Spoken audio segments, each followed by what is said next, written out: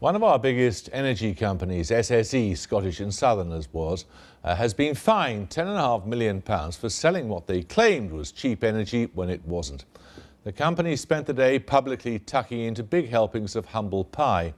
Some people may therefore get a bit of money off their gas or energy bills, but compensation for mis-selling is one thing, and actually pretty small beer by comparison with what's happened and is going to happen to the cost of energy itself. Just look at this. Prices have already more than doubled in the last 8 years. Analysis by Newsnight shows that the average household bills for gas and electricity cost £522 in 2004. Just 8 years later, by November 2012, that figure had risen to £1,309. And now, if the government's to be believed, by 2020 we'll be paying just another £22 more at £1,331. That figure is widely disputed. I'll be talking to the Energy Secretary, Ed Davey, in a moment or two. First, though, Joe Lynham reports. It's Friday, the 1st of February 2016. The headlines this morning. Large parts of Britain are preparing for yet another day of blackouts as energy plants around the country struggle to meet the increased demand caused by the recent cold snap. The energy problems are costing the economy an estimated £100 million a day in lost productivity. And the Energy Secretary will chair an emergency meeting of Britain's largest electricity... It's not as fanciful as you might think.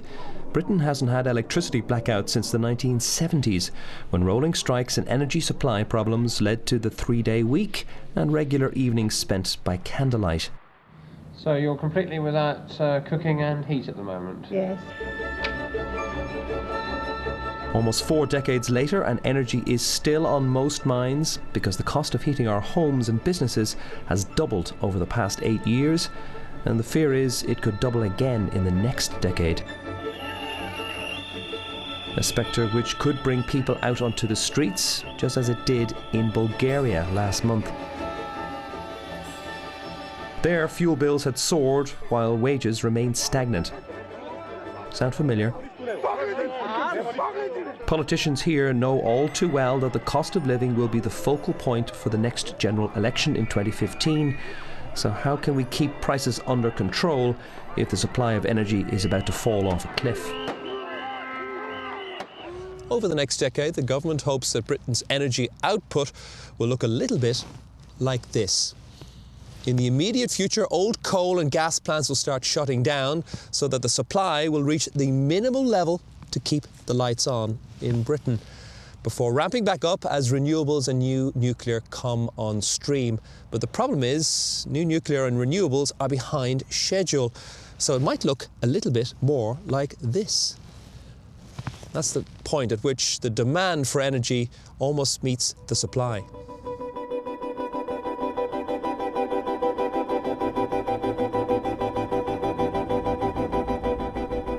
This coal-fired power plant in Didcot in Oxfordshire has been around for 43 years, supplying 2 million homes at its peak, but it produced its very last watt of energy last month. Didcot's owner, npower, has already replaced it with a brand new, more efficient plant in Pembroke, but the cost of keeping Didcot open is uneconomical in the current low-carbon environment. Shutting these old plants down to meet new emission standards only serves, though, to double Britain's dependency on gas. Add in that the UK now imports more gas than it produces, and you've got a problem. Gas prices are set globally. There's nothing the British government or indeed any other government can do about that. Energy bills are set here. It depends on how you structure the energy market, and that's what the energy bill is doing. But it's doing it in a way which it's missing a huge opportunity to really allow bills to be driven down, which means that customers will be subject to, much more vulnerable to, volatile global prices. And this is where much of Britain's imported gas will arrive. The interconnector in Bacton, Norfolk, was originally designed to pump North Sea gas to the continent. Now it spends most of its time receiving fuel from our EU neighbours. And because gas prices are set internationally and influence the price of all other forms of energy, Britain will have little say on how dear energy will become in future, especially if we see another Fukushima.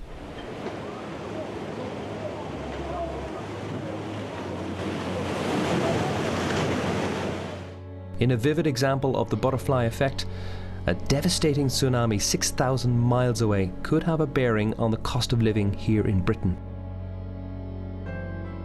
The giant wave destroyed the reactor in the Fukushima power plant, which in turn spooked Europe's largest energy consumer, Germany, into shutting its entire nuclear energy program. That meant that Germany had to turn to other types of fuel, such as gas and coal, to supply its buoyant industry. And in doing so, energy prices for the rest of us spiked up.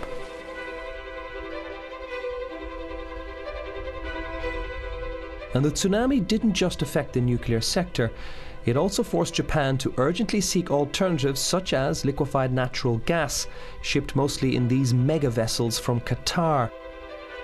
The urgency meant Japan is paying almost twice as much as Britain for its LNG, which accounts for 7% of our needs. But that contract with Qatar ends next year, and any new one will almost certainly be more expensive. What does this mean to end users? And they've seen their energy bills double in the last 8 to 10 years. What should they expect in the next 8 to 10 years? My personal opinion is we're in for a big shock. 30, 40, 50% more? Potentially. Yeah, why not? I mean, I think when you look at the level of subsidies that you need to bring on low carbon generation, particularly really big units like a 1600 megawatt nuclear reactor, then those subsidies are going to have to be passed on directly to the customer. They're not in our bill at the moment.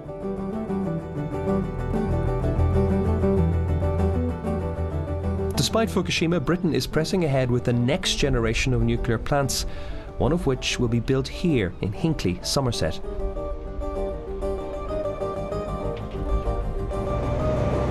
I'm standing on top of a nuclear reactor, thankfully encased in 5 meters of solid concrete. This particular reactor accounts for 1% of Britain's entire electricity requirement, but that's peanuts. The proposed new nuclear site here at Hinckley will be 7 times as big, with output of 3.2 gigawatts of energy. Preparatory work may be already underway, but this new plant may never be built. The government is in protracted talks with the only bidder left in the game, the French government-controlled EDF. They're haggling over the so-called strike price, or the price the government promises to pay EDF for its nuclear power for the next 30 to 40 years. Too low, and it won't be worth EDF's time spending £14 billion on a new plant.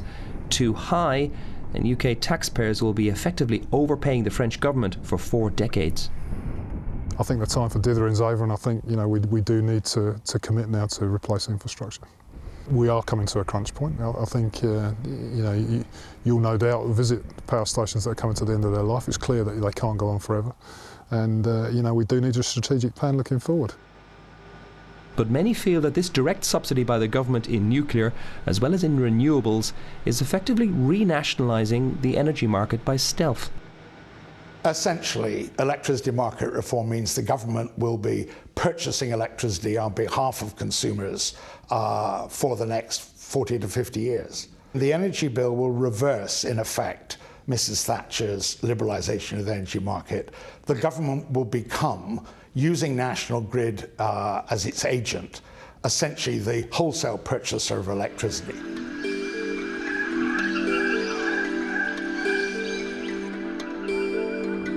Then there's the Xanadu of our future energy needs, renewables. Harnessing Mother Nature's endless supply of energy could be the holy grail of cutting bills, and exactly what Harold Armitage has done in his Herefordshire home. I see you got a lot of photovoltaic kind of solar panels there. Tell us about those. He spent £20,000 converting his cottage to a point where he now earns £4,000 a year by selling power back to the national grid. We can look at this little panel here, and when it shows it's generating, it's free electricity, powered from the sun. So when it reaches a certain level, you could then turn on energy-hungry devices like your washing machine? Yeah, washing machine, you can do the baking, charge the car up, free petrol. According to one major energy company, households will have to cut their domestic usage by 40% over the next decade just to keep bills at their current level. That would mean major lifestyle changes for millions. Mr. Armitage's energy-saving measures could soon be the norm. In the meantime, Britain has set itself a radical target of effectively cutting carbon out of the energy mix entirely by 2050.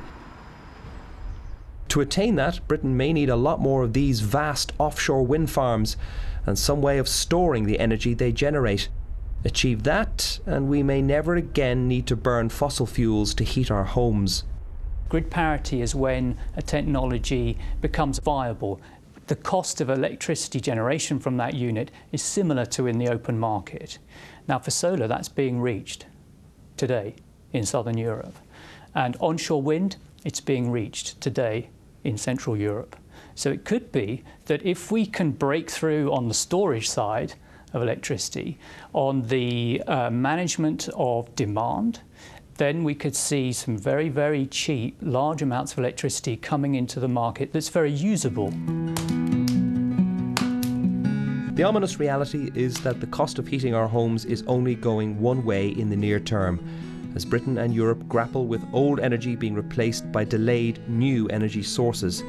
The good news, though, over a 20 to 30 year horizon is that once renewable sources such as wind, wave and solar power reach a critical mass, they could radically drive down bills for our children and grandchildren.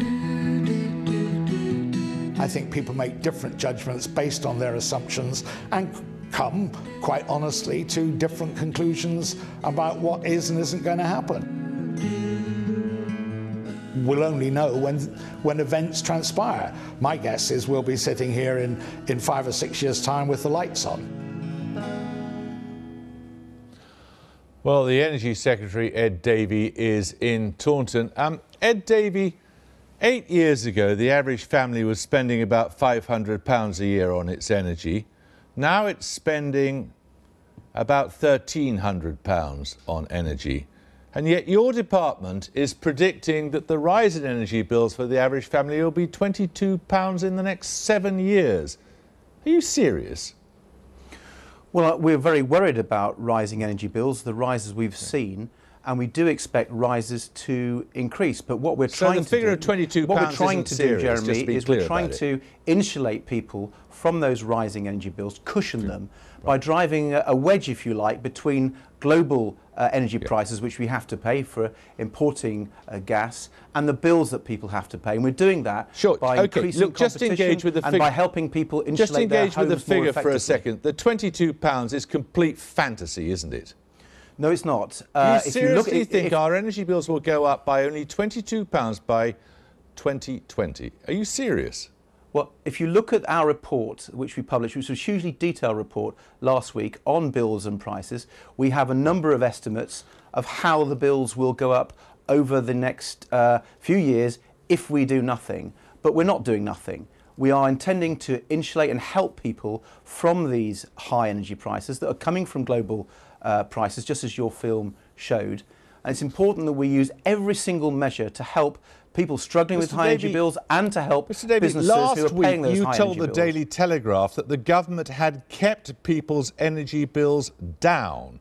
You've just conceded they've gone up from £500 to £1,300 in the last 8 years. Will you accept that that statement was at least wrong? You haven't kept them down. No, because you're misquoting me. What we said in our report, a detailed report, was that we, through our measures, have kept bills lower than they otherwise would have been. We set out very clearly in the report that bills have gone up. We're very aware of that, and we're very worried about it. And what we're trying to do through product regulations to make sure appliances are more efficient, through insulation measures, and a whole range of things that we're taking, is we're trying to prevent the bills going up higher than they otherwise would. So people, there's no doubt. To be clear about this, people can keep their bills down providing they spend money buying new washing machines, new dishwashers and the rest of it, and getting their homes insulated. Now, what our is that what you're saying? Hold on, if you let me finish. What our figures show is that they take into account how often people replace their appliances, how often they replace their boilers, how often they replace these different machines. And over the period we're talking about, millions of households will replace a lot of these appliances. So what if they spend that we're money, doing, we're actually they can using keep real their figures. energy bills down. What we're actually showing is what people are, we're not asking them to change their behaviour. We're taking Yes, you are. clear. No, we're not. We're taking You want them clear, to insulate their homes, don't you? Jeremy, please don't interrupt, because then I can tell you people and your viewers what our calculations actually show. Said something And that's patently not true. Jeremy, what our calculations show is that looking at the behaviour of people as they replace their washing machines, as they replace their cookers, as they replace their fridges, as they replace their boilers, without changing their behaviour compared to what they have done in the past, people will make the savings that we show. All right. So these are very cautious assumptions. That they're not over egging the pudding. They're very cautious assumptions. Can we look at the nuclear question? We know, because you've told us, that you believe that nuclear power is unsafe, environmentally unfriendly, and is only sustainable by rigging the market and with a big public subsidy. Can you tell us then why you propose to go ahead with an extension of nuclear power? Well, you're quoting from what I said in, I think, about 2005. And 2006, in fact. Yeah, right, OK. Well, I certainly was of that opinion. Yeah. I've certainly looked at the safety record, and actually I've been really impressed by Britain's safety record. I've looked at the waste issue, and given that we've got to store waste safely from the first two generations of nuclear power and the military nuclear, I'm convinced that we have to do that anyway. Right. The real issue. So you were talking the real rubbish issue, then. if I may finish, the real issue that concerns me now, that concerned me then, still concerns me, is making sure we get the right price. So we are in intense negotiations with EDF. That isn't what you said at the time, as you conceded.